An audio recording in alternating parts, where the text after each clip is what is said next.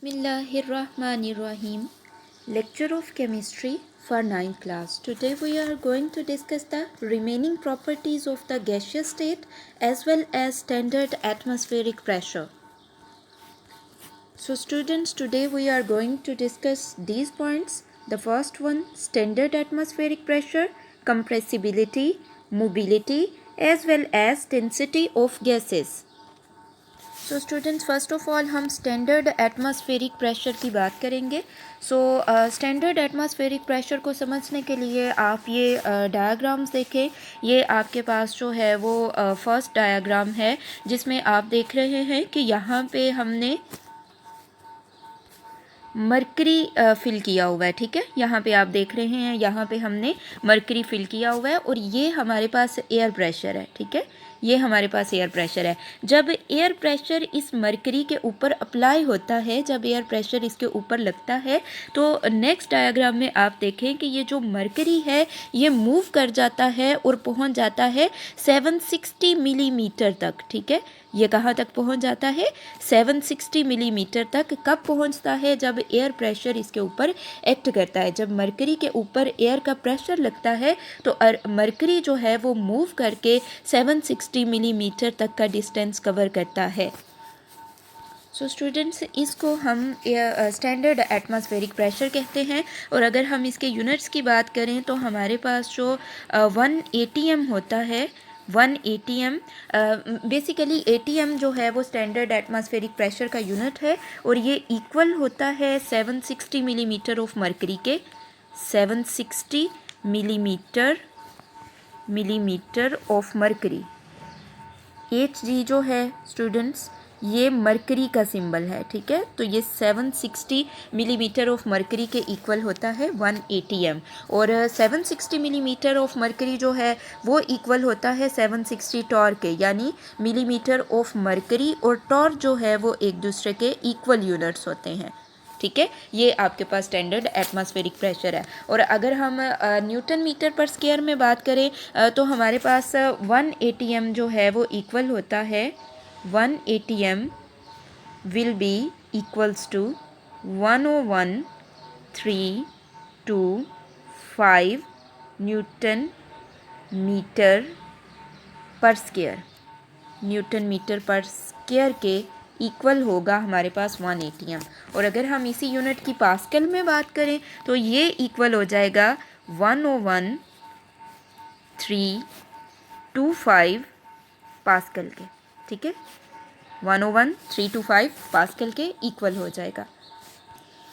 Now students, अब हम compressibility की बात करते हैं और कंप्रेसिबिलिटी को हम इस फिगर से समझने की कोशिश करते हैं. तो ये देखें कि जो गैसेस हैं वो हाईली कंप्रेसिबल होती हैं. ये आप देख रहे हैं डायग्राम में, आपको दिखाई दे रहा है कि ये गैसेस जो हैं ये कंप्रेसिबल हैं, कंप्रेस हो रही हैं. क्यों कंप्रेसिबल हो रही हैं? क्योंकि इनके दरमियान में लार्ज एम्प्टी स्पेसेस होती हैं. उन लार्ज एम्प्टी स्पेसेस की वजह से गैसेस पे जब प्रेशर अप्लाई किया जाता है तो उनके मॉलिक्यूल्स जो होते हैं, गैस के मॉलिक्यूल्स जो होते हैं वो एक दूसरे के करीब आ जाते हैं, जिस तरह से आप इस डायग्राम में ऑब्जर्व कर रहे हैं. ठीक है, इस तरह से क्या होता है, ये यहाँ पे गैसेस के मॉलिक्यूल एक दूसरे के करीब आ गए हैं. और यहाँ पे जब प्रेशर हम कम करते हैं तो दोबारा से उनके दरमियान में एम्प्टी स्पेसेस एग्जिस्ट करती हैं और जब हम उनके ऊपर प्रेशर अप्लाई करते हैं तो वो कंप्रेस हो जाती हैं. उनके मॉलिक्यूल्स जो हैं वो एक दूसरे के करीब आ जाते हैं और लेस वॉल्यूम जो है वो ऑक्यूपाई करते हैं as compare to the gas molecules in uncompressed state. Students, next हमारे पास करेक्टरिस्टिक है मोबिलिटी ऑफ द गैसेज. और आप यहाँ पे देख रहे हैं, कंसीडर करें कि ये आपके पास गैस के मॉलिक्यूल्स हैं. ठीक है, consider these are the molecules of the gas.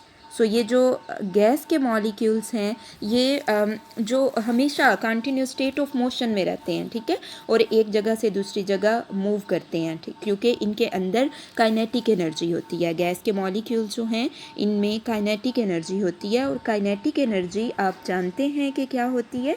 Kinetic energy basically वो एनर्जी होती है जो कि मॉलिक्यूल्स की मोशन की वजह से होती है. ठीक है, so these are the gas molecules which are in continuous state of motion. They can move from one place to another because gas molecules possess very high kinetic energy. They move through empty spaces that are available for the molecules to move freely.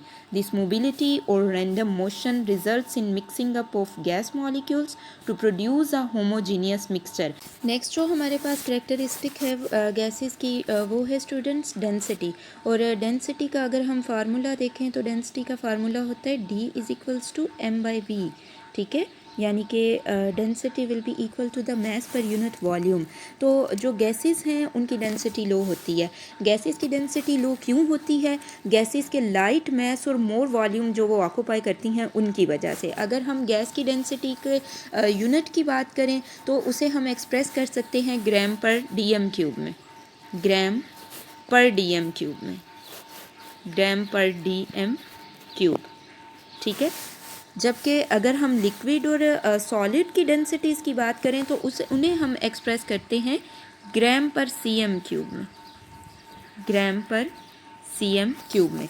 और जो liquids और solids हैं वो 1000 times denser हैं then gases, 1000 times denser हैं liquid और solids gases की निस्बत, 1000 टाइम्स। ओके, नाउ स्टूडेंट्स हम एक वीडियो क्लिप की मदद से स्टैंडर्ड एटमॉस्फेरिक प्रेशर को समझने की कोशिश करते हैं। सो ये वीडियो क्लिप देखें। फर्स्ट ऑफ ऑल स्टूडेंट्स, ये हमारी अर्थ है, ठीक है, ये अर्थ है, अर्थ, और इसको जो है वो एयर कॉलम ने कवर किया हुआ है, इसके इर्द गिर्द एक एयर कॉलम है। अब हम ये देखते हैं कि स्टैंडर्ड एटमॉस्फेरिक प्रेशर या एटमॉस्फेरिक प्रेशर क्रिएट किस तरह से होता है। ये आपके पास सी लेवल है बच्चे, ये एयर के मॉलिक्यूल्स हैं, ठीक है, ये एयर के मॉलिक्यूल्स हैं जिन्हें ग्रेविटेशनल फोर्स नीचे की तरफ खींचती है। ये एयर के मॉलिक्यूल्स हैं और ग्रेविटेशनल फोर्स इन्हें नीचे की तरफ खींचती है। ये अर्थ है और ये वो प्रेशर है जो इसके ऊपर एक्ट कर रहा है, ठीक है, ये वो प्रेशर है जो इसके ऊपर एक्ट कर रहा है। सो इसीलिए हम कहते हैं कि प्रेशर क्या है, force per unit, basically force per unit area, ठीक है, ओके। और एटमॉस्फेरिक प्रेशर को जिस इंस्ट्रूमेंट से मेजर किया जाता है उसे हम बैरोमीटर का नाम देते हैं, ठीक है, उसे हम बैरोमीटर कहते हैं। और जो बेसिकली हमारे पास स्टैंडर्ड एटमॉस्फेरिक प्रेशर है उसका यूनिट हमारे पास ATM होता है। Now students, mark the questions related to the lecture. So the first question will be define standard atmospheric pressure. के स्टैंडर्ड एटमॉस्फेरिक प्रेशर की तारीफ़ करें।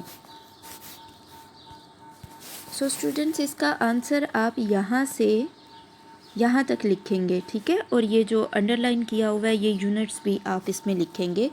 ये यहाँ से स्टार्ट होगा, it is defined as the, और यहाँ तक होगा 760 millimetre height at sea level. Second question है आपके पास what is meant by compressibility, यानी कि कंप्रेसिबिलिटी से क्या मुराद है।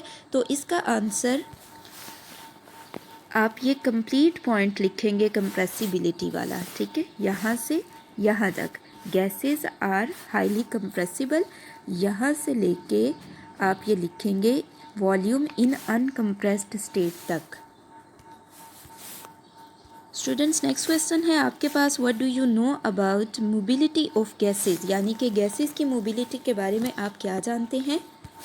सो स्टूडेंट्स, इसका आंसर आप यहाँ से यहाँ तक लिखेंगे, ठीक है, gas molecules are always in state of continuous motion, यहाँ से लेके possesses very high kinetic energy तक।